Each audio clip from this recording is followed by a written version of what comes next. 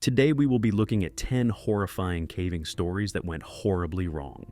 Each story will send chills down your spine, but before we get to them, let me remind you, viewer discretion is advised. On the morning of February 9th, 2019, two Italian divers, Carlo Basso and Carlo Barbieri, prepared to explore the famous El Dudu cave system in the Dominican Republic. The cave, known for its labyrinthine passages and striking underwater scenery, attracts divers from all over the world. For many, it represents a challenge, a place where skill and courage are tested. Basso and Barbieri, though not certified for cave diving, appeared undeterred. Their recreational diving experience gave them confidence, but confidence alone is no substitute for the specialized training required to navigate underwater caves. By 11:50 a.m., the pair had entered the water. Their excitement was evident, and their gear, though suited for open water diving rather than caves, seemed in order. They moved smoothly at first, following the main guideline, a lifeline for divers in these submerged mazes. This line, secured to the cave's interior, was their connection to the surface. With no natural light and endless twists and turns, the guideline is a diver's only assurance of finding the way back. The initial phase of their dive appeared uneventful. Basso and Barbieri swam deeper into the system. However, as they ventured farther, the underwater world grew darker and more constricted. The beauty of the wide open spaces near the entrance gave way to narrow corridors and oppressive silence. Then came the critical moment. Somewhere deep within the cave, they encountered a jump. A jump is a secondary line that branches off the main guideline, leading to side passages that can be far more treacherous. These jumps are intentionally set apart to prevent inexperienced divers from accidentally following them. Only divers with advanced training know how to handle such a junction, using a jump reel to connect the secondary line back to the main one. But something happened. Basso and Barbieri deviated from the main guideline and entered the side passage without taking the necessary precautions. Perhaps it was curiosity, an eagerness to explore, or even a simple lapse in judgment. As they pushed into the narrower space, the environment began to change. The passage was tight, and their movements disturbed the fine silt coating the cave floor and walls. Within moments, the crystal-clear water turned murky, reducing visibility to nearly zero. In these conditions, even experienced divers with proper equipment can struggle to maintain their bearings. For Basso and Barbieri, who lacked cave diving training, the situation rapidly deteriorated. The silt enveloped them, creating a blinding fog. Their flashlights, so effective moments ago, now reflected off the suspended particles, rendering them useless. The once pristine underwater world had transformed into a claustrophobic nightmare. Every movement stirred up more silt, compounding their disorientation. The main guideline, their tether to safety, was now out of reach. Without it, the chances of navigating back to the surface diminished drastically. Panic began to set in as they realized the gravity of their situation. In the confined space, communicating was almost impossible. Hand signals, the primary method for divers, were obscured by the swirling silt. Time became an enemy. The air supply in their tanks was finite, and every panicked breath consumed it faster. Their lack of training meant they were unprepared for this kind of emergency. The silence of the cave, once serene, was now oppressive, broken only by the sound of their breathing and the occasional clang of equipment against rock. Somewhere in that dark, silty corridor, the two divers continued to move, perhaps in an attempt to find the main guideline or an alternate exit. Each turn, each effort to push forward, likely felt like a gamble. Were they getting closer to safety or venturing deeper into danger?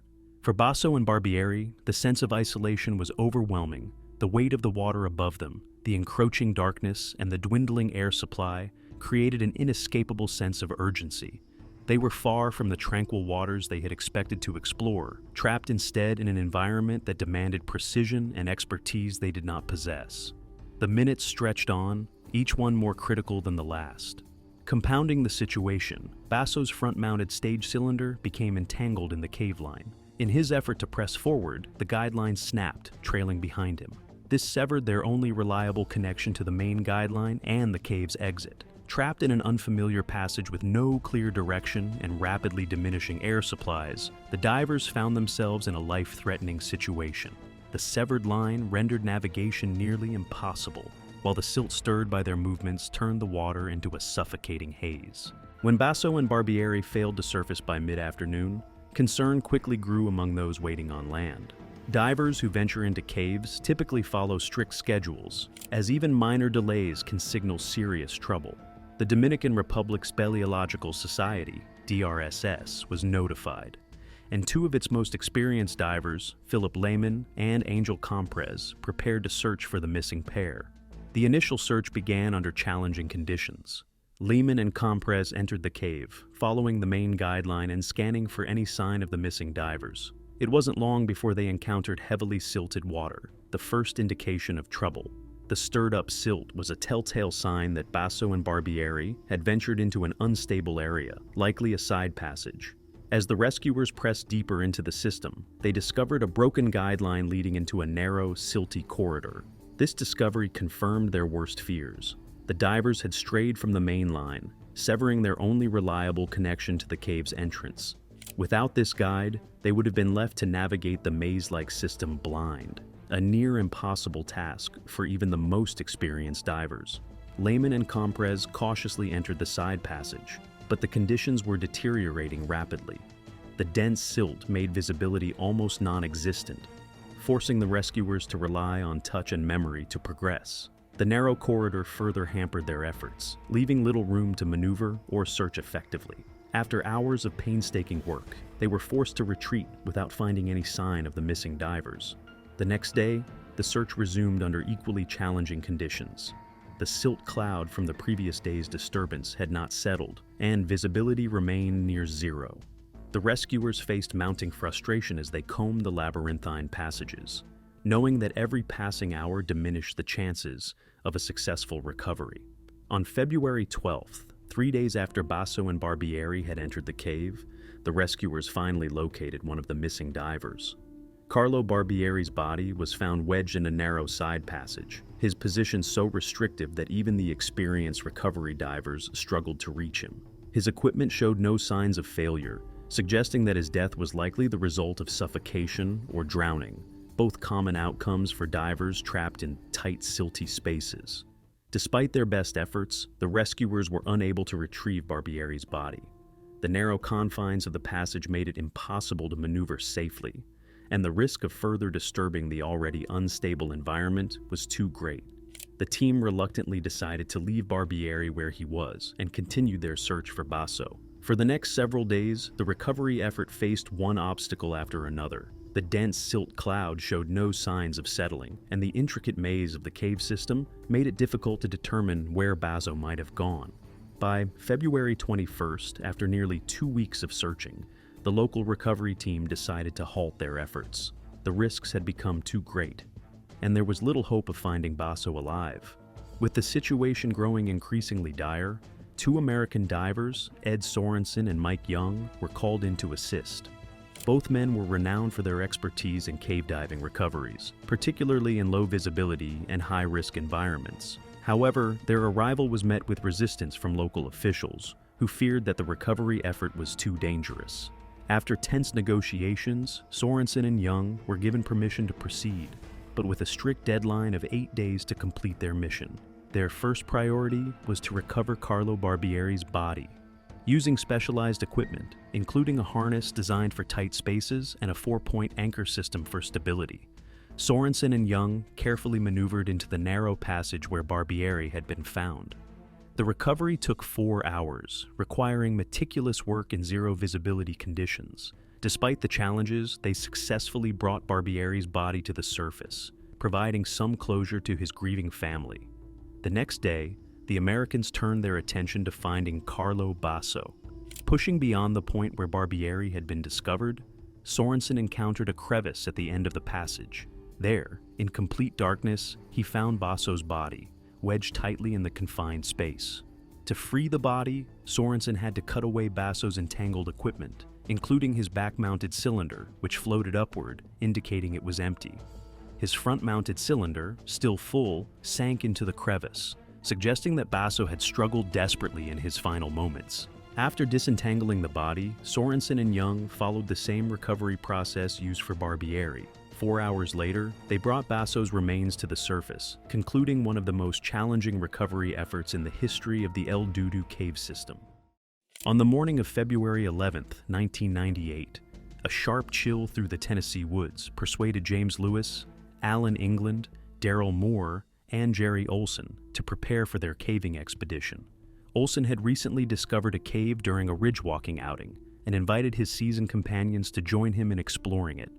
Known locally as Weatherly Well, the cave entrance presented an immediate challenge, a narrow 9-inch wide slot that led 4 feet down, barely wide enough for one person to fit through at a time, before opening into a 7-foot drop into a larger passage, followed by a 10-foot drop. The group gathered at the entrance, inspecting the narrow slot. The opening, wet, claustrophobic, and congested, seemed to draw them into the Earth's icy maw. From the surface, they could see the initial drop, a steep descent into dark shadow. The passage beyond was supposed to twist like a corkscrew, creating an almost claustrophobic visual that suggested little room for error. Despite their collective experience, the cave's configuration demanded precise mapping of their approach. The group laid out their gear carefully, double-checking ropes and hand lines. It was clear the slot would only allow a single explorer to enter. Alan England, the oldest at 63 but still remarkably fit and the smallest of the group, volunteered to venture inside. With the rope secured above ground as a hand line, England prepared himself to descend into the narrow slot. The entrance, a mere 9 inches wide, was a daunting challenge even for someone of his slight build. It allowed one person at a time. Taking a deep breath, he began to contort his body, his ribs compressing as he maneuvered into the tight space. Every inch of his descent was a battle against the unyielding stone, his clothing catching on the damp, moist walls. By the time he slipped through the slot, his shirt and pants were soaked, his chest heaving from the effort. The descent that followed was less challenging, aided by gravity. The rope provided a steady guide as he lowered himself carefully into the chamber below. The 7-foot drop opened into a slightly larger passage, allowing him to stretch his cramped limbs for the first time. His headlamp then pointed towards the next section, which was just below him, another 10-foot drop, leading further into the cave's depths. England paused, letting the silence settle around him. The beam from his headlamp revealed more of the cave's layout. A network of twisting passages punctuated by sudden, sharp drops. As much as he wanted to explore further, England recognized the risks of venturing deeper alone. The 10-foot drop below required additional rope work, and without a partner to assist or secure him, the potential for disaster was too high. Reluctantly, he decided to turn back. His body was already damp and chilled from the moisture that clung to the cave walls, and he knew better than to push his luck.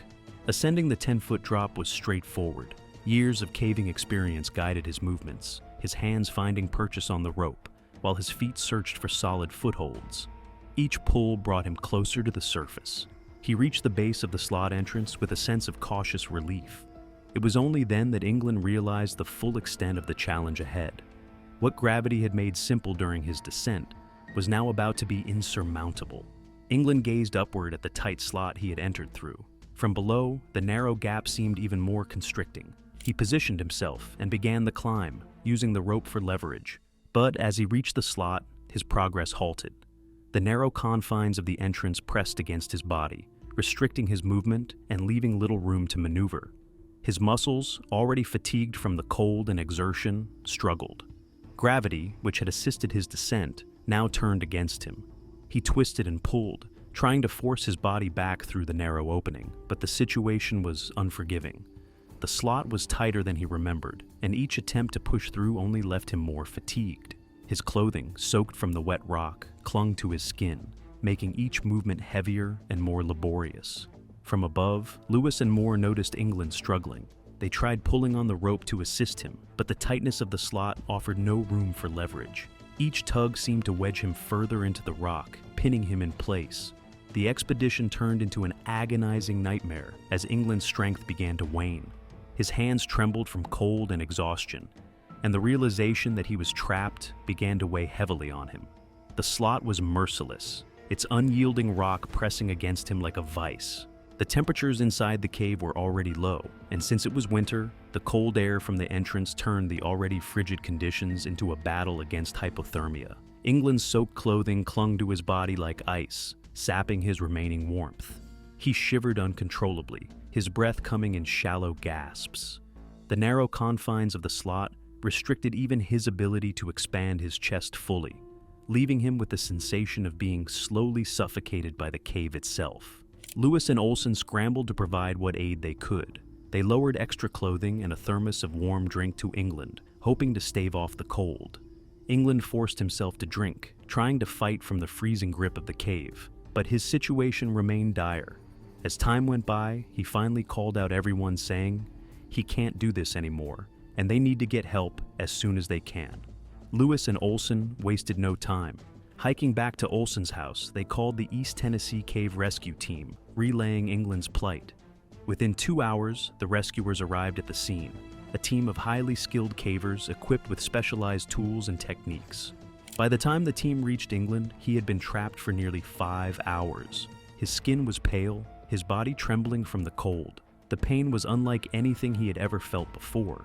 His mind was racing. He kept replaying the moment he slipped through the slot so easily, gravity aiding him without a second thought. But now, it was his enemy. The rescuers immediately assessed his condition, providing additional layers of clothing and encouraging him to eat and drink to combat hypothermia. The narrow slot posed a significant challenge to the rescuers. England's position, combined with the unforgiving geometry of the entrance, left little room for maneuvering. They rigged a complex system of pulleys and hauling devices, designed to carefully extract him without causing further injury. Each pull was painstakingly slow. England gritted his teeth against the pain as the cold rock pressed into his body, scraping against his chest and shoulders. The rescuers worked methodically, their every movement calculated to avoid worsening his predicament. Finally, after an hour of grueling effort, England emerged from the slot, battered but alive. The cold air outside was a relief compared to the suffocating chill of the cave. He was helped to his feet, his body shaking from exhaustion and cold, but his determination to walk back to the car unassisted spoke to his resilience. Reflecting on the experience, England admitted he had underestimated the difficulty of the exit.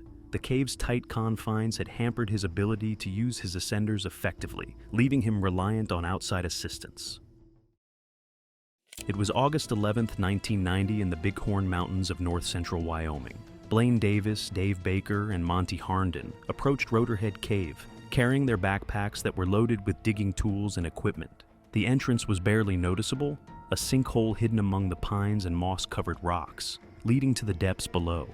It was a place they'd explored before, a cave that promised hidden passages waiting to be unearthed. The group's goal that day was clear: dig past the debris choke where a faint draft hinted at unexplored chambers beyond. The first chamber they entered was low and broad, and it was easy for them to wriggle their way through it. The air inside the cave had an earthy scent to it, drawing them even more into the adventure that lay ahead. The trio worked efficiently, clearing rocks and soil from the choke. After about 30 minutes of digging, they uncovered enough of the obstruction to make an attempt at passing through. The opening was tight, uncomfortably so for Davis or Harnden, but Baker, leaner and more physically fit, decided to give it a shot. Positioning himself on his left side, Baker began to squeeze through. The angle was steep, a 70-degree incline leading to a 7-inch gap between the ceiling and a massive breakdown block. The space seemed impossibly narrow, but Baker was determined. The others watched as he contorted his body, inching forward with calculated movements. Harnden cautioned his friend, reminding him about the vulnerable state of the cave. He told him to be careful as he moved further inside. He knew too well the risks of such passages. Baker grunted in response as he worked his way upward. The rock walls pressed against him, making every movement a laborious task. Each shift of his body brought the ceiling closer to his chest, the claustrophobic space tightening around him. Harnden and Davis, busy with an alternate dig nearby, occasionally paused to check on Baker. For a while, his muffled grunts and the scraping of rock filled the silence. Then, suddenly, there was nothing. "Baker!" Harnden called, his voice echoing in the chamber. No clear response came back, just a garbled sound, faint and panicked. Harnden dropped his tools the instant he heard Baker's muffled, panicked cries. He scrambled toward the choke, his heart pounding like a drum in his chest. When he finally reached Baker, the sight made his stomach lurch. A triangular rock, about 30 pounds, had fallen squarely on Baker's back, pinning him against the wall. But it wasn't just that single rock. Smaller fragments of debris had cascaded down with it, wedging around his arms and legs. The larger block pressed into his ribs, forcing him into a painful position. The sharp edges of the debris gouged into his skin, leaving angry red welts and smears of blood. It took just a glance for Harnden to realize what had happened. Baker had been navigating the steep incline. The breakdown blocks above him were held in place by little more than a precarious balance and gravity. As Baker shifted his weight to inch upward, the inevitable happened. The triangular rock shifted first, tipping forward and striking his back with a sickening thud. Its momentum triggered a cascade. Smaller rocks and debris rained down, filling the narrow space around him and leaving him completely immobilized. The cave seemed to groan under the shifting weight, a reminder of just how unforgiving the underground could be. Baker's voice was hoarse as he pleaded for help. His mind spiraled into terror as the image of Floyd Collins, the infamous caver who had died after being trapped in a Kentucky cave in 1925, flashed vividly in his mind. The thought hit him hard. He couldn't shake the fear that this was how his life would end too, stuck, helpless, and buried in the dark. Collins' story was a haunting legend among cavers, trapped by a falling rock and sand cave and didn't make it out alive. Harnden shook off the chilling thought, though it had taken root in his own mind too. He inched closer to Baker, examining the situation. Harnden remained steady, refusing to let panic take over. He reassured Baker, firmly reminding him that they would get him out and that there is no chance that he would have to have the same fate as Floyd Collins. Harnden dug his feet into the uneven ground and gripped the jagged rock with both hands, straining against its weight. It didn't move. Every attempt seemed to press the triangular stone further into Baker's back, making him groan in pain. The sharp edges had already torn through his clothing, and each failed effort only deepened the abrasions on his skin. Davis, crouching just behind, handed Harnden whatever tools they had. Pry bars, a small hammer, anything that might give them leverage. The narrow space forced Harnden to work awkwardly, his arms aching as he fought to create even a sliver of space between Baker and the unforgiving walls. Minutes felt like hours as the confined air grew stale, and the dampness of the cave clung to their skin, intensifying their sense of urgency. For Baker, each breath was a battle. The rock pinned his chest just enough to make inhaling a shallow, laborious process. The tight confines of the choke pressed against him from all sides, heightening his panic. His thoughts spiraled uncontrollably, flashes of his family and unfinished dreams cutting through the haze of fear. The oppressive darkness made it worse. The faint glow of headlamps only served to remind him how far they were from the safety of open air. He fought to keep himself calm, but his body trembled with the mounting dread that he might not make it out. Harnden finally managed to wedge his hand against the edge of the triangular stone. With a desperate burst of strength, he pushed upward, trying to dislodge it. The movement sent a jagged corner of the rock scraping across Baker's back, tearing into his skin. Baker let out a guttural cry, his body twisting reflexively against the rock. Harnden winced at the sound, but kept going, knowing there was no other choice. He managed to tilt the rock just enough to shift its weight. Using the narrow walls for leverage, he pushed the rock back toward Davis, who reached forward to grab hold and maneuver it out of the tight passage. The process was agonizingly slow, with every inch feeling like a victory against the cave itself. Finally, the triangular stone was freed, leaving Baker bloodied but no longer pinned. Harnden moved quickly, gripping Baker's shoulders and guiding him through the narrow squeeze. Davis supported Baker's legs from below, ensuring that he didn't slip further into the choke. Baker's body was limp with exhaustion, his strength spent after hours of being trapped.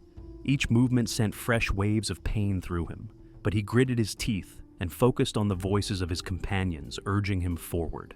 When they emerged into the broader chamber, all three collapsed to the ground. Baker lay flat on his back, his chest heaving with shallow, ragged breaths. Harnden quickly wrapped a sleeping bag around him to stave off the chill, while Davis dug through their gear, producing a small bottle of water and some energy bars. Baker took small sips, his trembling hands barely able to hold the bottle. The silence in the chamber was heavy, punctuated only by the sound of their breathing and the faint drip of water from the cave walls. As Baker rested, Harnden and Davis sat close by, the weight of what had just happened pressing heavily on them. The thought of Floyd Collins, trapped and alone, never to be rescued, had haunted all three of them during the ordeal. Baker was then taken to the hospital, where doctors began treating his injuries. The triangular rock had left deep gashes along his back, and his body was covered in abrasions and bruises from being wedged in the tight squeeze. The medical team cleaned and stitched the wounds, monitoring him for signs of hypothermia and dehydration. Despite the pain and exhaustion, Baker was grateful to be alive, and he knew that without the quick actions of his teammates, his story could have ended far worse. It was June 18th, 1990, when Gary Lutz decided to take his two sons, 13-year-old Gary Jr. and 9-year-old Timothy, caving in West Virginia's New Trout Cave. It seemed like the perfect opportunity for an adventure. Gary, with over 2 decades of caving experience, was eager to share the thrill of exploring underground with his boys, even though they were relatively new to the activity. The trio arrived well prepared, or so they thought. With hard hats, knee pads, and carbide lamps, they ventured into the cave, confident in their equipment and Gary's experience. Their journey started smoothly. They navigated through the initial passages with ease, pausing to admire the vast big room, with its towering ceiling and expansive floor. After a quick bite, the three ventured into the maze, a complex network of narrow passages, ledges, and crawlways. Here, the cave's tight spaces began to challenge their resolve, but Gary's guidance and enthusiasm kept his sons motivated.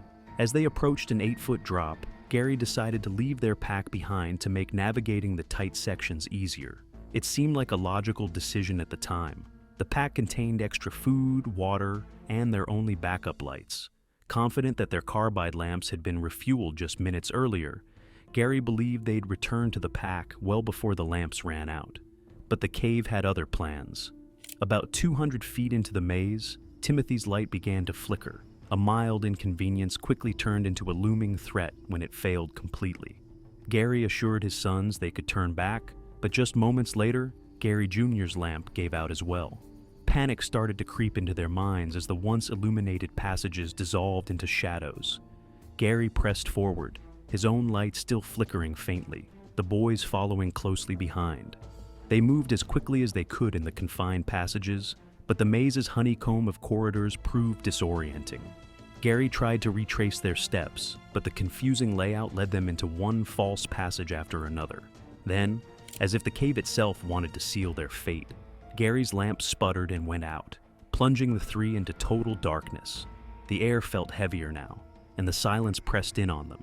Gary tried to calm his breathing as his sons' anxious voices cut through the void, asking the question he dreaded. "Dad, are we lost?"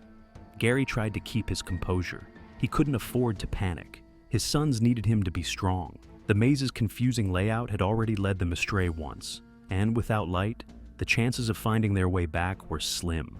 In the pitch-black depths of the maze, Gary assessed their situation. Crawling blindly to find the pack seemed impossible. They couldn't even be sure they were heading in the right direction. Gathering the spent carbide from their lamps and pooling what little unspent pellets they had left, Gary managed to get one lamp working using urine in the water chamber. The crude solution provided just enough light to guide them to a small chamber where they could rest. Here, they sat down, the dim glow of the makeshift lamp barely illuminating their faces. Gary placed his sons on their knee pads to conserve body heat and tried to reassure them. But the truth weighed heavily on him. No one knew they were here. He hadn't told anyone of their plans, and their car, parked near the cave entrance, gave no indication of which cave they had entered. The minutes stretched into hours. The lamp's faint light flickered and died, leaving them in utter darkness once again. The cave's temperature, a constant 54 degrees Fahrenheit, began to seep into their bones. Without food or water, their bodies weakened. The soot-covered walls from long ago nitrate mining added to their misery, irritating their throats and lungs with every breath. Outside the cave, the trio's absence had finally been noticed. By Wednesday, a local resident reported their unmoved vehicle to the state police. Investigators reached out to Florida authorities and eventually contacted Gary's family, who confirmed that he had planned to go caving in Pendleton County. However, they had no idea which of the Trout Rock caves he might have entered. Back in the cave, Gary and his sons were losing hope. Their bodies were weak from dehydration, their throats raw from the dusty air. They huddled together for warmth, each grappling with their fears in silence. Gary thought about how he had failed to follow basic safety protocols, 3 light sources per person, leaving notes about their plans, carrying enough provisions. His regret was overwhelming. The boys, too, were struggling. Gary Jr. and Timothy had begun to see flashes of light, an eerie hallucination caused by their worsening physical condition. They cried quietly, clinging to their father as he whispered words of comfort. All 3 of them prayed for a miracle, for just one more chance to escape this living nightmare. By Friday morning, the Lutz family had been trapped in New Trout Cave for nearly 5 days. The rescue effort had grown in scale, with multiple caving groups and emergency responders converging on the site.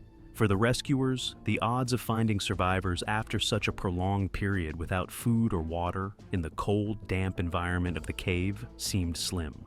When the Lutz pack was discovered deep in the maze, hope flickered briefly before reality set in. The pack's location suggested that the family had ventured further into the labyrinth of crawlways and stoopways, likely losing their way in the darkness. The search teams braced themselves for what they believed was now a body recovery mission. "We're probably looking for fatalities," one rescuer said quietly to another as they entered the maze. The oppressive silence of the cave seemed to confirm their fears. Every corner turned, and every crawlspace inspected revealed nothing but cold, lifeless rock. The rescuers steeled themselves for the grim task ahead, their voices echoing eerily as they called out into the void. The maze itself was a formidable challenge. Tight passages forced rescuers to squeeze through on their bellies, their helmets scraping against jagged rocks. The air was thick with dust, and the sharp smell of decaying carbide from the Lutz spent lamps lingered in the air. As the team pushed deeper, one of the rescuers froze, straining to listen. Faintly, from somewhere ahead, there was a sound, a weak, barely audible voice. It was so faint that, for a moment, he thought he might have imagined it. "Did you hear that?" he whispered urgently. The team stopped, holding their breath. Then it came again, a faint, broken cry for help. The rescuers exchanged looks of disbelief. It couldn't be. After 5 days in the cave, in near freezing temperatures without food or water, how could anyone still be alive? Their pace quickened, adrenaline surging through their exhausted bodies. The voice grew louder as they called out in return, guiding them closer to the source. When their lights finally illuminated the huddled figures of Gary Lutz and his sons, the rescuers could hardly believe their eyes. Gary Sr. was slumped against the cave wall, his arms wrapped protectively around his boys. His face was pale and sunken, his lips cracked and bleeding. Gary Jr. and Timothy were motionless, their small frames trembling with shallow breaths. The rescuers could see the toll the ordeal had taken. These were people on the brink of death. The rescuers quickly assessed the condition of the family. Gary Jr. and Timothy were severely dehydrated and hypothermic, their skin cold and clammy to the touch. Timothy, the youngest, was barely responsive, his small body weakened to the point of collapse. Gary Sr. was conscious but disoriented, his voice hoarse from days of dehydration and crying. The family's condition was so dire that the rescuers feared they might not survive the journey out of the cave. They radioed the surface, urgently requesting medical support to be ready when they emerged. Getting the Lutz family out of the cave was no small task. The tight crawlways that had disoriented Gary and his sons now became an obstacle for the rescuers as they maneuvered the weakened family members through the confined spaces. Timothy, too weak to move on his own, was carefully strapped into a stretcher. 2 rescuers took turns carrying him, navigating the narrow passages with painstaking care. Gary Jr., though slightly stronger, needed support to walk. A rescuer guided him, speaking words of encouragement with every step. Gary Sr., though determined to walk out under his own power, stumbled frequently, his body weakened from exhaustion. 2 rescuers flanked him, ready to catch him if he fell. As they moved, the rescuers monitored the family's condition closely. Timothy's breathing was shallow and irregular, and Gary Jr. occasionally drifted into semi-consciousness. Gary Sr., though physically present, seemed mentally distant, his eyes glassy and unfocused. After hours of grueling effort, the rescue team finally emerged from the cave, the sunlight a stark contrast to the oppressive darkness they had left behind. Medics rushed forward to take over, assessing the family's condition and providing immediate care. Gary Jr. and Timothy were bundled into blankets and placed on stretchers, IV lines quickly inserted to rehydrate their frail bodies. Gary Sr., though able to walk, was immediately seated and given water and oxygen. His hands shook as he clutched the bottle, the enormity of their survival beginning to sink in. The rescuers, now standing in the bright West Virginia sunlight, looked at one another with a mixture of relief and disbelief. Against all odds, the Lutz family had survived. In late November 1992, Banshee Hole in Tennessee became the site of a tragic caving accident. The cave, known for its imposing 95-foot vertical entrance, challenged even seasoned cavers. On this particular expedition, 4 cavers descended the sheer drop into the cavern below. Among them was a relatively inexperienced participant, unaware of how critical technical precision and physical endurance would be during their exploration. The descent was executed with a single rope system anchored securely at the surface. Each caver relied on their gear to descend into the darkness. The first few minutes inside Banshee Hole were uneventful. The team explored a section of the cavern, using the steady glow of their lights to navigate the rugged terrain. The cave stretched out before them, consisting of narrow passages and open chambers. They moved carefully, marking their path with chalk to ensure they could find their way back. The entrance chamber, while wide, quickly funneled into a narrow corridor that descended further into the earth.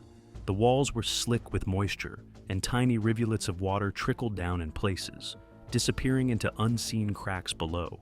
The group advanced deeper into the cave, the corridor eventually giving way to a large open chamber. The floor was uneven, a patchwork of smooth stone and jagged edges that required careful navigation. At the far end of the chamber, a narrow passage beckoned, its entrance partially obscured by a curtain of flowstone. The group paused here to rest, but their pause was brief. The leader of the group reminded them of the time and urged them to head back.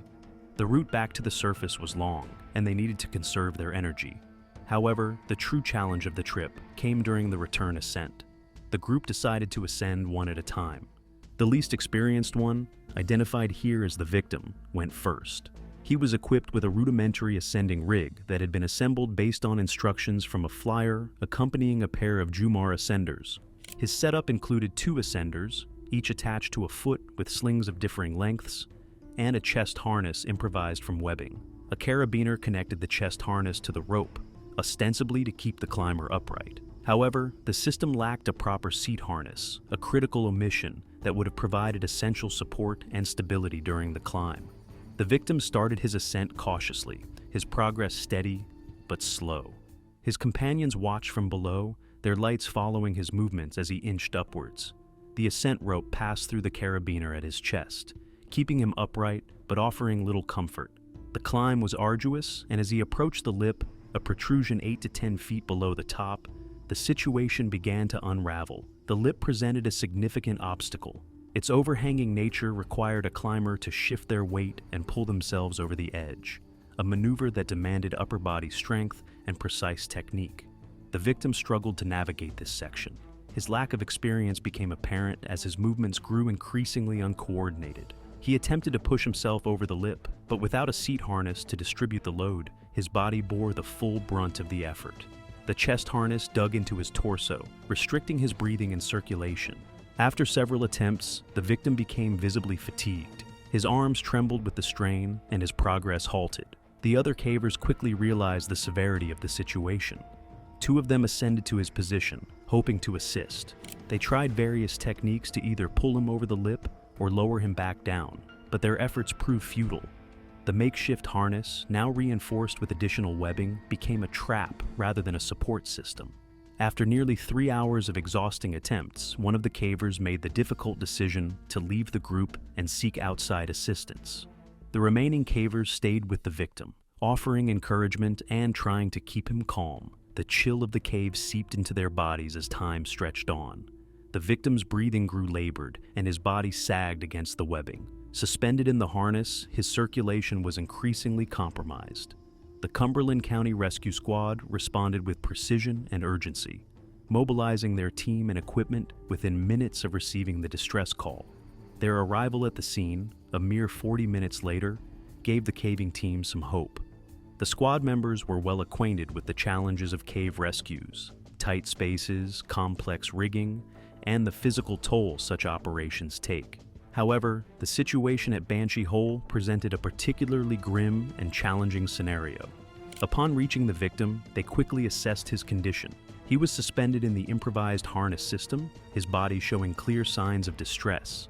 His head lolled slightly forward, and his skin appeared pale and clammy. His labored breathing and intermittent groans painted a picture of someone teetering on the edge of collapse. The rescuers knew time was of the essence, not just to free him, but to manage the physical trauma that came from hanging suspended in such a position for hours. The team worked methodically to secure the victim and stabilize his position. While preparing to lower him to the ground, they reinforced the harness, ensuring it wouldn't fail under the strain of their maneuvering. Communication was steady and precise, every action coordinated to minimize additional strain on the victim. Finally, after a painstaking effort, they succeeded in freeing him from the webbing that had been his prison. As the tension of the situation momentarily eased, a new crisis unfolded. No sooner was the harness released than the victim went into cardiac arrest. The sudden and violent collapse left no room for hesitation. Rescue personnel immediately initiated CPR, their voices rising above the oppressive quiet of the cave, as they counted compressions and delivered rescue breaths. Despite their best efforts, they were unable to revive him. Every member of the team fought to maintain composure as the grim reality set in. The cave, which had echoed with their coordinated movements and urgent commands moments before, now fell into a somber silence. Subsequent investigation revealed the victim's death was the result of compression syndrome, also known as crush syndrome, a dangerous and little-known condition at the time. This life-threatening complication occurs when blood circulation is restricted for a prolonged period. The blood in the compressed areas of the body becomes toxic due to the accumulation of lactic acid, potassium, and other byproducts of cellular metabolism. When circulation is suddenly restored, these toxins flood the bloodstream, overwhelming the body's systems. The result can be catastrophic, shock, organ failure, or, as in this case, death.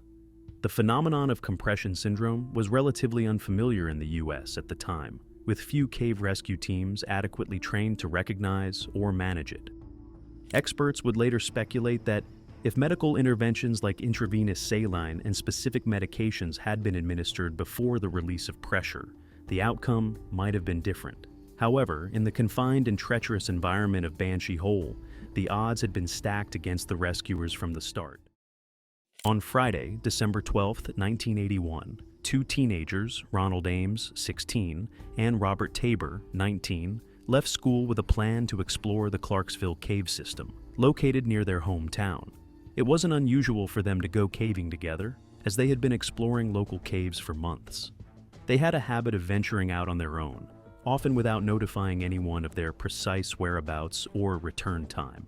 On that Friday afternoon, after school let out, they gathered near the bus stop.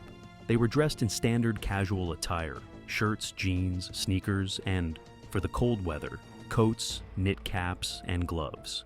Before heading into the woods, they made a quick stop at the local grocery store, where they purchased a 12-pack of beer, 3 packs of cigarettes, and an ashtray with standard batteries. They were no strangers to the cave system and had made similar trips before, so they didn't feel the need to bring anything other than the essentials, their 2 flashlights and the batteries. They both knew the cave well and felt confident in their abilities to navigate it, even if things went wrong. The 2 young men were eager for a night of exploration, unaware that they would be facing something far more dangerous than they could ever have anticipated. Around 2:45 p.m., they entered the ward entrance of Clarksville Cave. This was a popular entry point, a relatively well-known route into the cave system. As they made their way deeper into the earth, the air grew colder, and the light began to fade. It wasn't long before they left a note on a log near the entrance, a standard precaution they had taken in the past. The note outlined their expected time of exit and provided contact information in case anyone needed to reach them. It was clear they had no intentions of being gone for long, but it was a necessary precaution nonetheless. Once inside, the two began exploring the cave in a familiar route, heading toward the big room, which was their usual starting point. This vast cavern marked the beginning of many of their previous adventures. They marveled at the stalactites and stalagmites that filled the chamber, enjoying the familiar sights that had never failed to captivate them. They made their way south toward the Gregory section, where the passageways began to narrow. The air grew damp and chillier, but they pressed on, confident they could handle the conditions. After navigating the Ward Gregory link, the two continued through the slick-inside block room before entering the bathtub, a part of the cave where the air grew even colder and water dripped from the ceilings. They then proceeded down Cook Avenue, an especially treacherous section of the cave. Passing the Rimstone Dams, they eventually stopped at Bindley's Sump, a notorious point in the cave. They had reached a point where their flashlights were beginning to flicker, signaling the batteries were starting to give out. With no spare batteries, they knew they were running on borrowed time. One of the flashlights dropped, which added to their frustration. They fumbled around in the dim light, trying to move quickly, knowing their only hope of getting out was to retrace their steps and find the exit before the light completely failed them. Unfortunately, as the minutes passed, both flashlights died. In the cold, wet environment of the cave, the temperature hovered around 50 degrees Fahrenheit, and the boys quickly realized they had no way of navigating the cave in the dark. Panic began to set in, but they tried to stay calm. Tabor, who was leading, searched the walls for any sign of a way out. The cave seemed endless. Their flashlights were dead, their batteries depleted, and they had no food or extra clothing. The only thing they could rely on was each other and the faint glimmers of hope that maybe, just maybe, they would find their way back. But as the hours passed, their situation grew more dire. They huddled together for warmth under a single coat, squeezing every last bit of body heat from each other.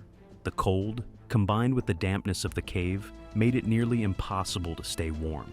They knew they had to stay alert, but the exhaustion of their search and the cold temperatures made it difficult to focus. Time dragged on. It became clear that they had not only ventured deeper into the cave than they had planned, but they were also trapped. Their search for an exit took them further into unknown passages. The cave system had many twists and turns, and without proper light, they had no way of telling which way they had come or where they had to go. As darkness fell outside the cave, Ames and Tabor's desperation mounted. They realized they might be stuck for much longer than they had anticipated. With no food and no way to signal for help, they tried to keep each other's spirits up. They talked about anything that came to mind, their conversations drifting from one topic to another. They were just trying to distract themselves from the terrifying reality of their situation. They took turns searching the cave, but the further they went, the more hopeless it seemed. By Saturday morning, December 13th, word had spread about their disappearance. Their families were frantic and began contacting friends and relatives, trying to locate the boys. At first, it was assumed they had gone on a spontaneous trip and would return soon. But by Sunday, concerns started to grow. Karen Boggs, a counselor at their high school, had been trying to reach Tabor all weekend without success.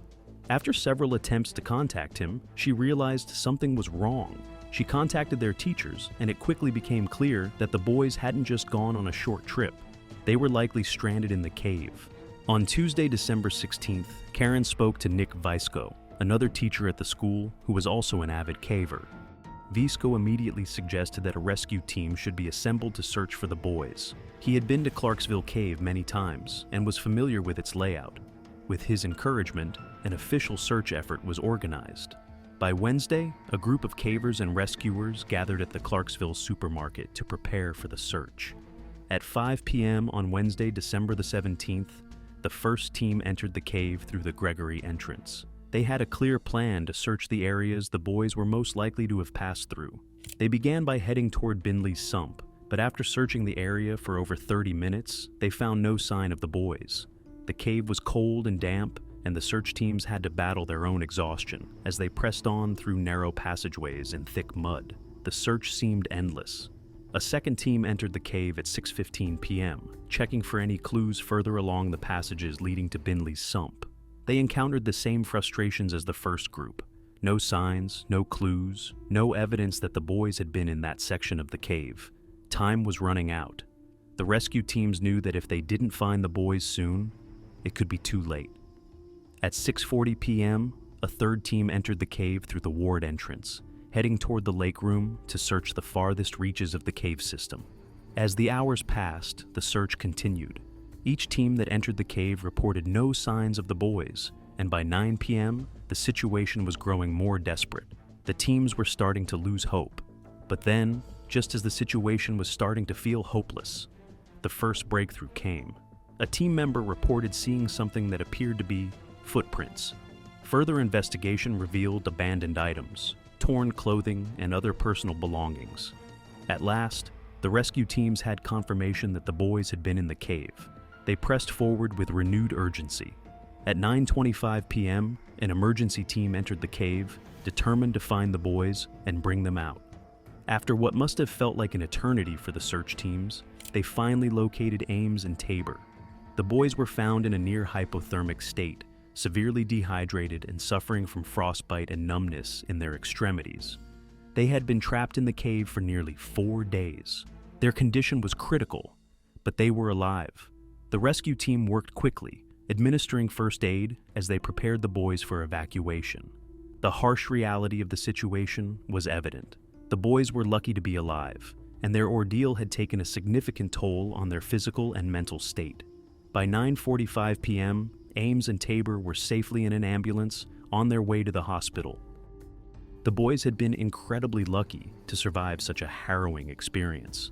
The boys spent several days in the hospital, recovering from their ordeal. They were lucky to have made it out alive.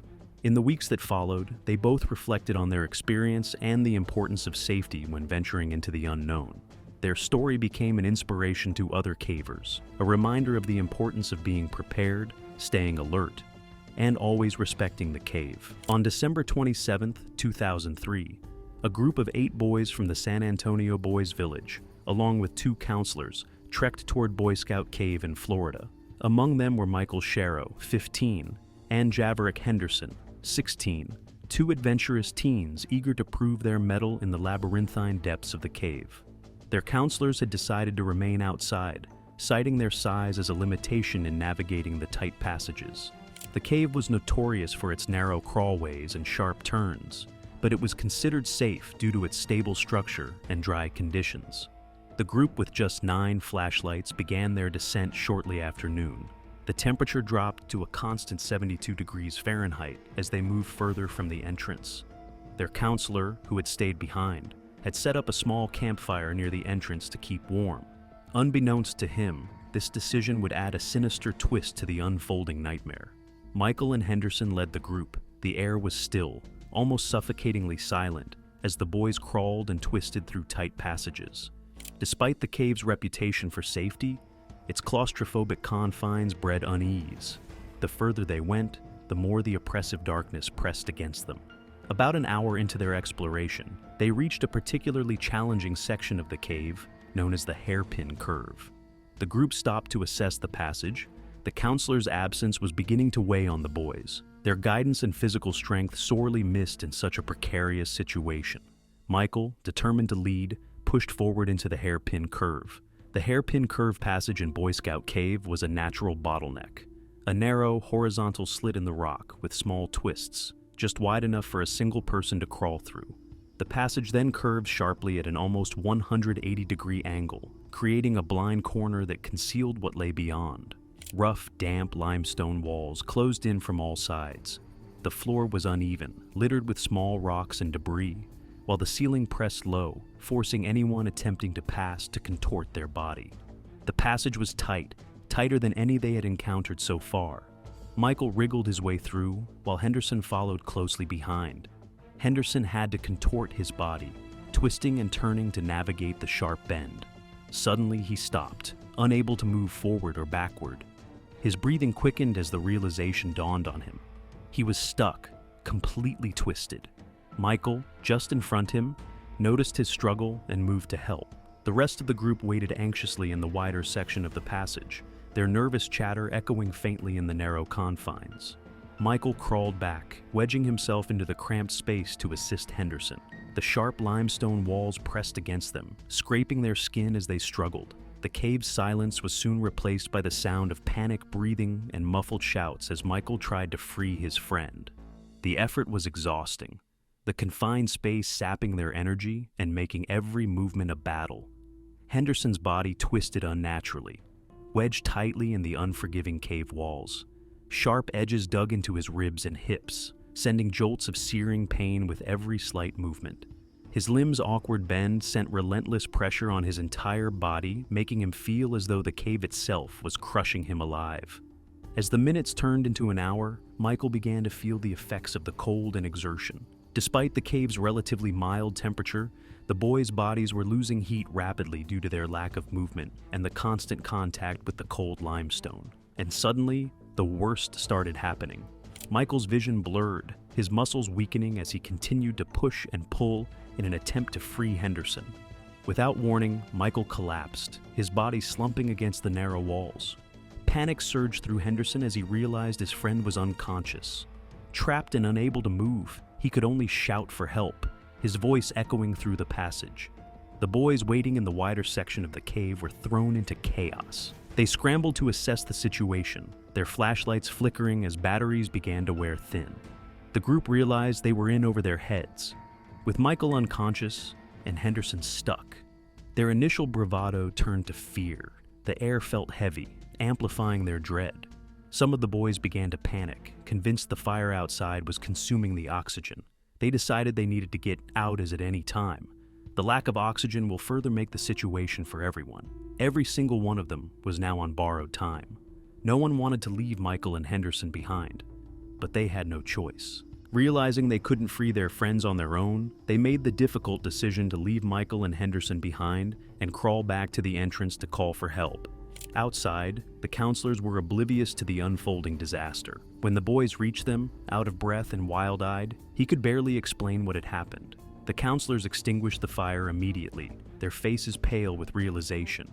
One of them immediately called 911, while the other decided to go back and comfort the boys, their attempts overshadowed by the gravity of the situation.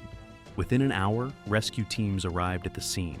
The first responders were experienced cavers, but even they understood the challenges ahead. Boy Scout Cave's tight passages were infamous, and navigating them while carrying equipment added another layer of difficulty. Reports of potential oxygen depletion added a sense of urgency. Inside the cave, the rescuers found the group huddled together, their faces pale and streaked with tears. The air was thick with fear and the imagined threat of suffocation. The rescuers reassured the boys while assessing the situation. Subsequent expert assessments revealed that oxygen levels in the cave were not compromised. It appeared that the initial panic had triggered a worst-case scenario mindset, leading the boys to mistakenly assume the cave's air was toxic. In reality, the air was safe, and the perceived threat had been largely psychological. Everyone was relieved to find that out. However, Michael and Henderson were still in danger. The rescue operation began swiftly. Teams entered the cave armed with specialized tools, including harnesses and chisels, to free the trapped boys. They followed the route outlined by the remaining group, their progress slow but steady. The narrow passages made carrying large amounts of gear impossible, forcing them to rely on minimal tools and their own strength. When the rescuers reached the hairpin curve, the sight was grim. Henderson was still conscious but visibly shaking, his skin pale and clammy. Michael lay slumped ahead him, unresponsive. The rescuers knew time was running out. Hypothermia was setting in. Despite the cave's 72-degree temperature, prolonged exposure to the rock and the lack of insulation had sapped their body heat. Henderson's speech was slurred, his movements sluggish, while Michael's shallow breathing signaled a critical state. The rescuers worked methodically, first assessing the situation before attempting to free Henderson. They used chisels to widen the narrow passage, each strike of the tool echoing ominously through the cave. The tight space made maneuvering difficult, forcing the rescuers to contort their bodies in ways that mirrored the boys' earlier struggles. It took over an hour to free Henderson. As he was pulled from the hairpin curve, he let out a sob of relief, though his body remained stiff and trembling. The rescuers quickly wrapped him in a thermal blanket and began the arduous task of moving him through the narrow passages toward the surface. With Henderson safe, attention turned to Michael. His condition was critical, his unconscious state a stark reminder of the dire situation. The rescuers worked with renewed urgency, chiseling away at the rock to create enough space to extract him. Every second felt like an eternity as they fought against the unyielding limestone. After nearly 2 hours, they finally freed Michael. His body was cold to the touch, his pulse weak but present. The rescuers carefully secured him in a harness and began the slow process of carrying him to the surface. The narrow passages made every step a challenge, the rescuers' bodies aching as they navigated the labyrinth. When they finally emerged from the cave, the scene was one of relief and urgency. Emergency medical teams were waiting, their equipment ready to combat the effects of hypothermia. Michael and Henderson were rushed to the hospital, where they received immediate treatment. Both boys were alive, but severely hypothermic. For Michael, it took an entire day for him to regain consciousness. In the end, the counselor's decision to stay outside the cave, though made with good intentions, had left the boys without critical guidance. The lack of proper equipment and preparation had turned a simple exploration into a life-threatening situation. May 30th, 1999, was supposed to be an ordinary day for Francis Reyes, a seasoned caving guide and an instructor with the National Cave Rescue Commission. Leading groups through the winding passages of Cueva Los Angeles in Puerto Rico had become second nature to him. He knew every twist, every chamber, and every danger that lay within the caves. But on that fateful day, the cave would demand the ultimate sacrifice from the man who had dedicated his life to its exploration and safety. The group he led that day consisted of 17 individuals, a mix of adventure enthusiasts and curious first-timers. Among them was Elba Vasquez Gonzalez, a middle-aged woman who had taken this trip to conquer her fears. Reyes, with his characteristic warmth, reassured her, and others who seemed nervous, jokingly calling the cave their underground playground. The group entered the cave just after midday, leaving behind the warmth of the sun and stepping into the cave's eternal night. Reyes led the way with the ease of a seasoned guide. The stream passage stretched before them, which seemed harmless at first. They had to make their way through it in order to go deeper inside the cave. For most of them, this was an adventure unlike any other, wading through shallow waters, navigating slippery rocks, and marveling at the underground beauty surrounding them. Reyes moved confidently among them, offering steady hands and gentle encouragement to those who faltered. As they ventured deeper, the stream's gentle flow began to strengthen, its sound growing louder, its movements more insistent. Reyes noticed the change. He halted, his trained ears picking up the danger that was heading their way. Unbeknownst to the group, heavy rains had fallen in the mountains far away, sending a pulse of water surging through the underground network toward them. Reyes cast a glance back at the group, his sharp instincts warning him of a potential threat. The current tugged at their feet now, subtle but undeniable. He paused briefly, pointing his headlamp down the passage, as if trying to gauge the unseen force approaching them. For the moment, they were safe, but he knew they needed to stay ahead of whatever was coming. Without alarming the group, he pressed them to keep moving, guiding them toward higher ground. His voice, calm but firm, carried over the sound of the stream. The atmosphere shifted subtly. The group, sensing his concern, moved with more focus, though their initial excitement still lingered. The water, however, was relentless. Each step brought them closer to the danger Reyes could sense but not yet see. Within moments, the water around their feet began to rise. What had been a manageable stream quickly transformed into a churning current.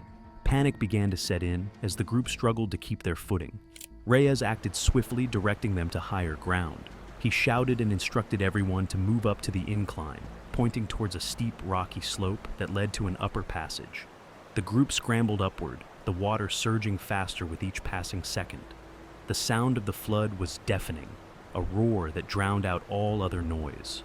Rocks and debris tumbled through the torrent, adding to the chaos. As the group approached the incline, the sound of rushing water seemed to grow louder, echoing ominously through the cave. The passage narrowed, the walls pressing closer, and the current became more insistent, tugging at their legs like unseen hands. Vasquez struggled to keep her balance on the slick, uneven ground, her movements unsteady and faltering. Her breath came in quick, shallow gasps, fear taking hold as the water surged around her. Then it happened. Her foot slipped on a hidden rock beneath the surface, and she lost her balance. The current seized her with brutal force, yanking her downstream in an instant. The group froze, their hearts dropping as they watched her body twist and tumble in the torrent. Her scream was short-lived, a piercing cry swallowed by the roaring floodwaters. She was thrown violently against the jagged walls, her head striking the rock with a sickening hollow sound. Her body went limp, caught in the grip of the unforgiving current.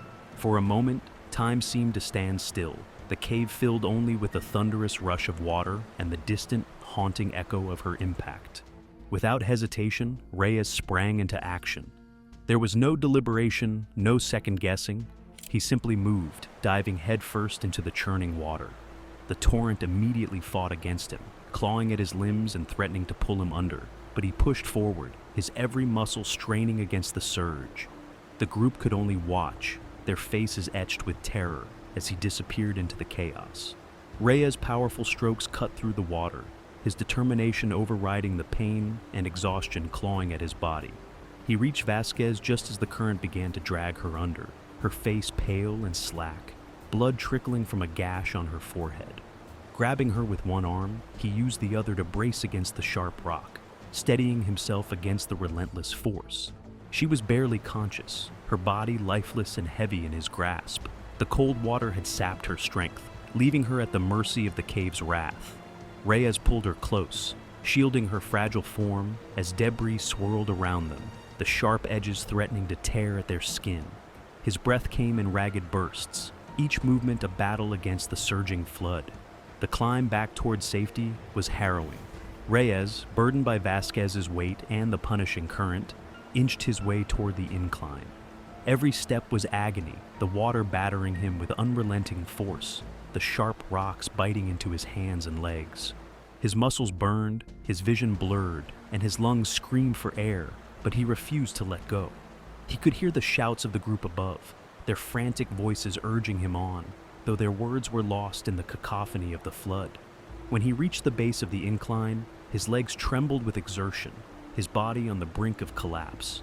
Using every ounce of strength he had left, he began to hoist Vasquez upward, inch by inch. The group above extended their arms, their faces twisted with desperation, as they strained to pull her to safety. Reyes pushed with all his might, his entire being focused on getting her out of harm's way. Finally, with one last Herculean effort, Vasquez was lifted into the hands of the group, her limp body cradled as they pulled her to the dry upper passage. Relief washed over them, but it was fleeting. As Reyes prepared to follow, disaster struck. A powerful wave, larger and more ferocious than any before, thundered through the passage. It hit him with the force of a wrecking ball, slamming into his body and tearing his grip from the rock. His footing gave way, and in an instant, he was swept backward into the raging current. Above, Vasquez's eyes snapped open.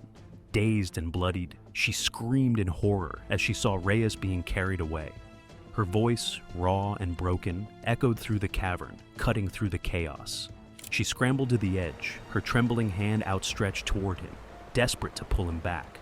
For a fleeting moment, their fingers brushed, a fragile connection in the midst of the maelstrom, but the water was merciless, ripping him away before she could hold on. Her scream tore through the cave, filled with anguish and despair. The group above could only watch, helpless, as Reyes was carried into the darkness. His headlamp flickered weakly, a small, distant light swallowed by the relentless flood. Then it was gone, leaving behind only the sound of the rushing water and the hollow ache of loss. The remaining guides took charge, leading the group to a dry chamber higher in the cave.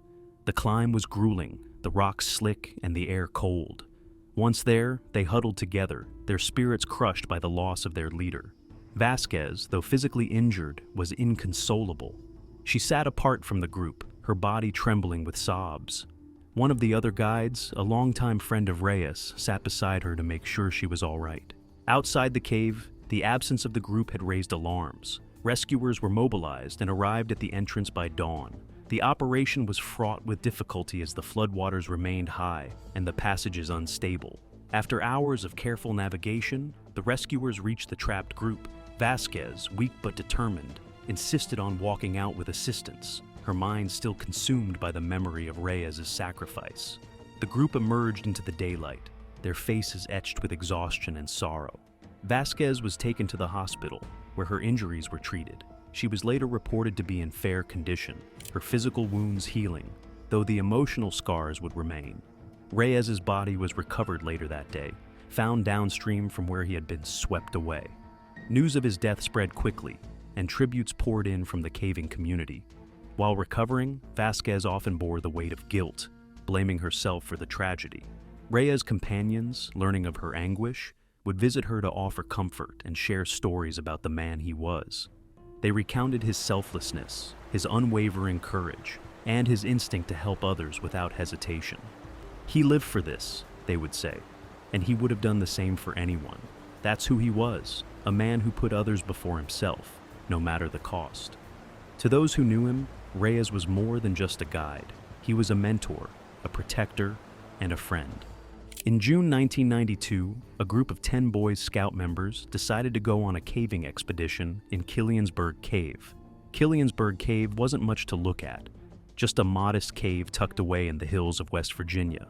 But for the group out on a summer trip, it was a perfect spot for adventure.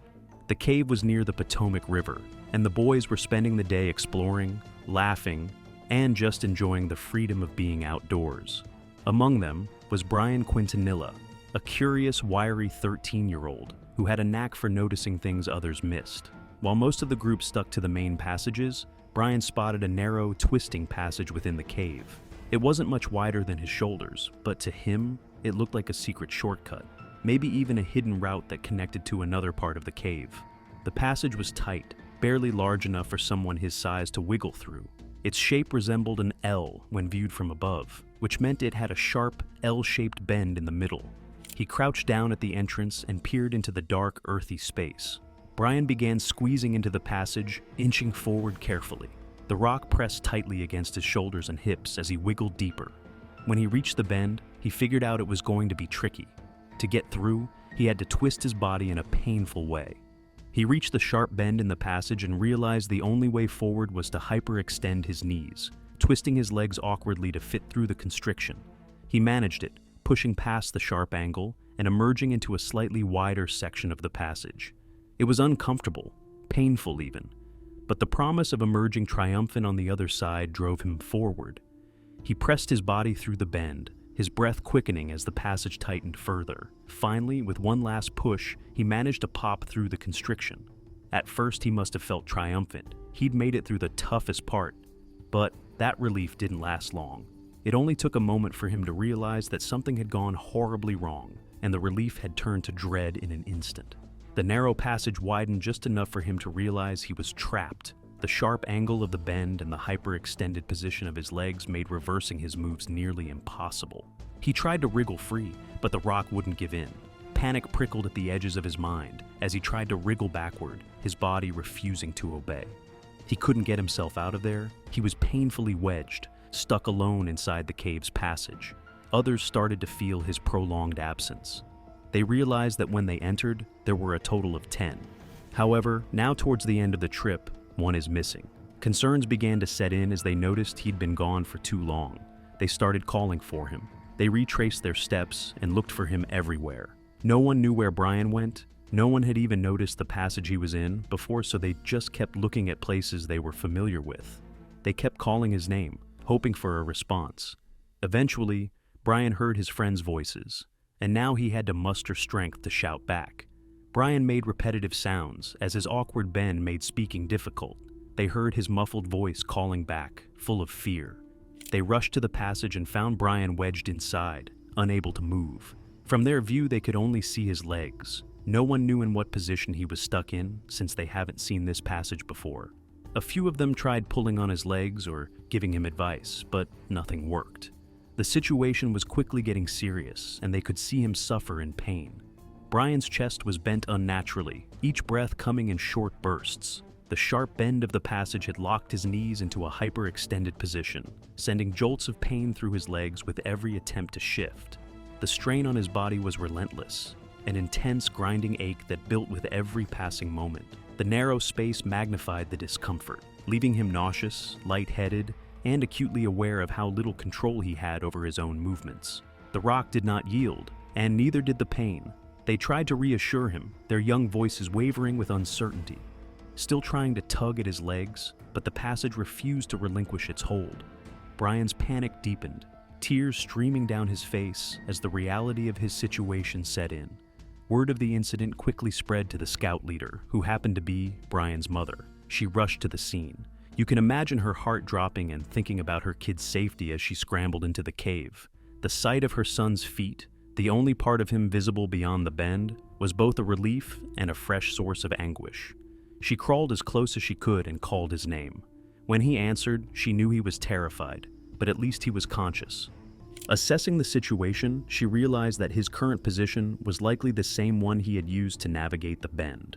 To free him, he would need to duplicate the painful contortion in reverse. It was a daunting prospect, both for Brian and for her. The boy's breathing was shallow, but the only way to get him out was for him to retrace his steps. He'd have to twist and bend his body the same way he had when he went in, only this time backward. It wasn't going to be easy. In fact, it was going to hurt. But there was no other way. She talked to him steadily, trying to keep him calm. She explained the plan and told him she'd be there to help him every step of the way. Brian didn't want to do it. He was crying and scared, and the thought of going through that pain again was overwhelming. But his mom's voice left no room for argument. She grabbed his legs and told him to start moving. She braced herself, her fingers gripping his ankles, and began to pull. Brian's screams filled the narrow space, raw and primal. The process was agonizing. Every inch he moved scraped his skin against the rock, and his knees felt as if they were being wrenched apart. The other scouts stood outside, pale and silent, listening to the sounds coming from inside. They knew they couldn't do much but wait. Some shifted uncomfortably, while others stared at the ground, unwilling to meet each other's eyes. The sense of helplessness weighed heavily on them.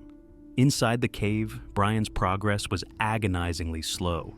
His mother's hands trembled as she pulled, her heart breaking with each of his cries. She whispered words of encouragement, though her own voice threatened to crack.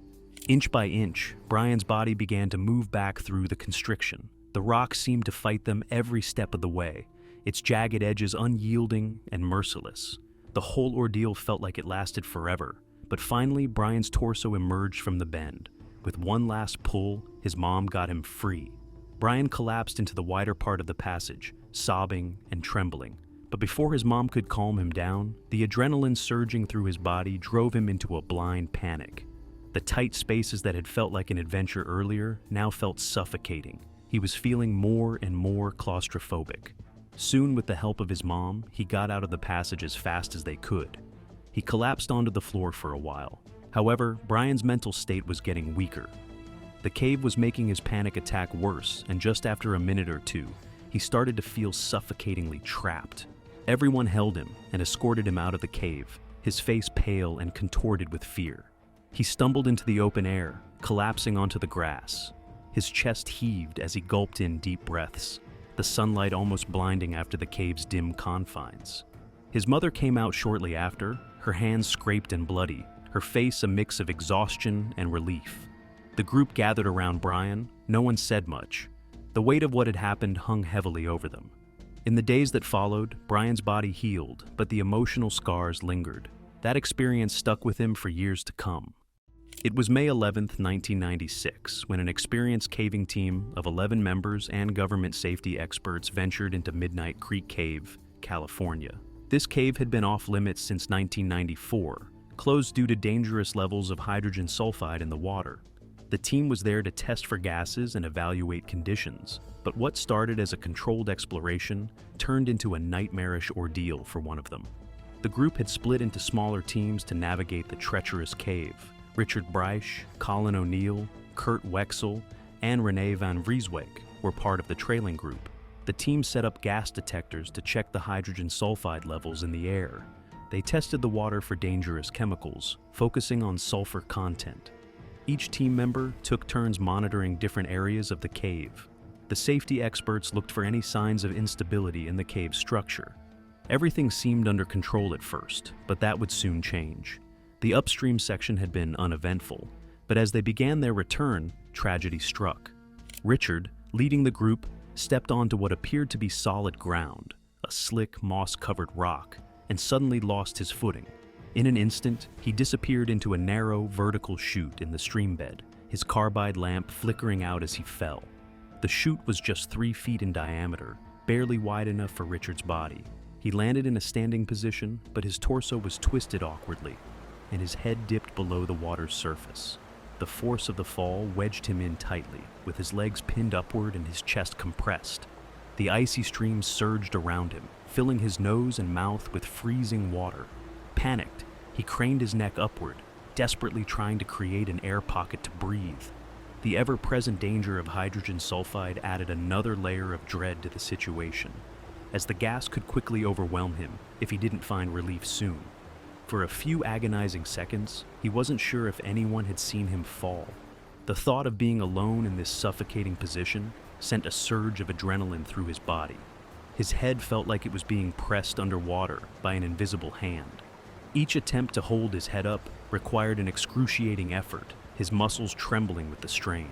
The frigid water was unrelenting, and each drop that streamed into his nose made him gag and cough.